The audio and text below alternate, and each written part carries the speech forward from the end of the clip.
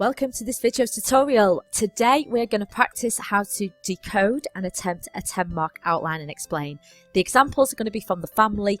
I have got a downloadable cheeky handout that I've popped in the comments below and you can fill it in as we go through it. The link is down the bottom. Thank you for choosing this video. If you like it, click like. You want to see more, subscribe. If you've got something to say, you drop me a comment. As we are focusing on the outline and explain, just a few reminders so you know exactly what you're doing. On these questions, you've got 15 minutes to answer it. Make sure you've got 2 balanced paragraphs. It'll always ask you for some sort of reason, way, effect of a particular idea, view, theory, method, or whatever. Look for the question hooks because these types of questions require you to make the links between the two. And this is what this video is going to be practicing. So reading the question carefully is an important part of exam skills, especially with this 10-mark outline and explain. What I'd like you to do for each of the family questions, identify the 2 parts of the question and apply knowledge for each, and then write a sentence that shows the link between the two. I want you to have a go at it first, pause the video, and then once you've had a little bit of a go, start it up again and we'll go through the answers about things that you possibly could have written about.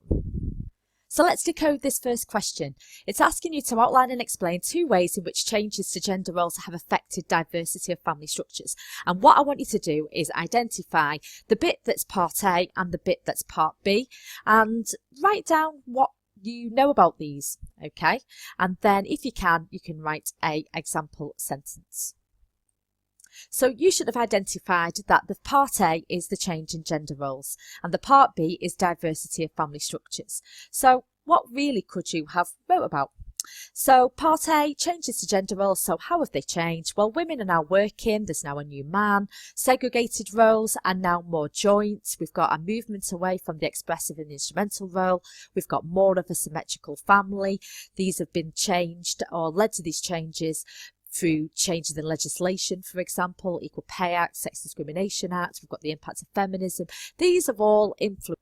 So let's go through a second example. So do the same again, have a little bit of a read through, identify the part A and the part B, and then what would you write for part A? So basically decode it, possible examples of state policies and possible statuses of children in today's society, and then have a go at writing an example sentence.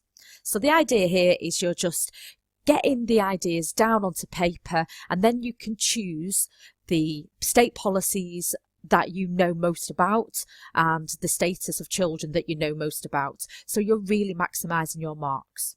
So some state policies that we could talk about. So we've got compulsory education up until the age of 18. We've got child labour laws. We've got age-related legislation. So you have to be 18 to vote, to drink, video games or whatever. There's also child benefits, maternity pay, maternity benefits. These are all policies and these will affect the status of children in some way or another. So what do we mean by the status of children then? Well, you could argue on one side it's made them more protected, the golden age of innocence, or very child-centred, very innocent in that way. Or you could argue that it's a little bit more negative, that it means that children are now economically dependent. That means that they are under the control of adults. And there is this thing called age patriarchy that exists within society. And a bit of an example sentence just to show that you can apply from part A to part B. As children are required to be in school up until the age of 18, this means they are no longer in the workforce, and this has changed the status of children as they are now economically dependent on their parents. Meaning that childhood has now become a lot more extended compared to in the past when childhood was a lot shorter. Here's the final exam question that I want us to have a look at. So again, pause it so you can have a little bit of a go at decoding the question and then join back in as we go through the answers. So we're looking at 2 functions of the family that reproduce patriarchy. So make sure that you're writing down what you know in the part A and the part B. So looking at what functions in the family that there are, so you could go down the functionalist functions, socialisation, reproduction, stabilisation of adult personalities, sex drive, economic functions. And then we want to know about what is meant by reproducing patriarchy. So men are in charge, decision making, segregated gender roles, and this will influence the functions that you actually write about because of what you need to show the application to. So socialisation in the family into gender roles. Girls are taught dolls and toy kitchens that lead them to do the expressive role. This is reproducing patriarchy in society, as the expressive caring role has less value placed on it, leaving men to do the instrumental role that pays more. So as you can see, we've gone through 3 examples. You should have a bit of a revision handout that you've just filled in, and we're just practicing how you are showing application between the 2 parts, which are part A and part B.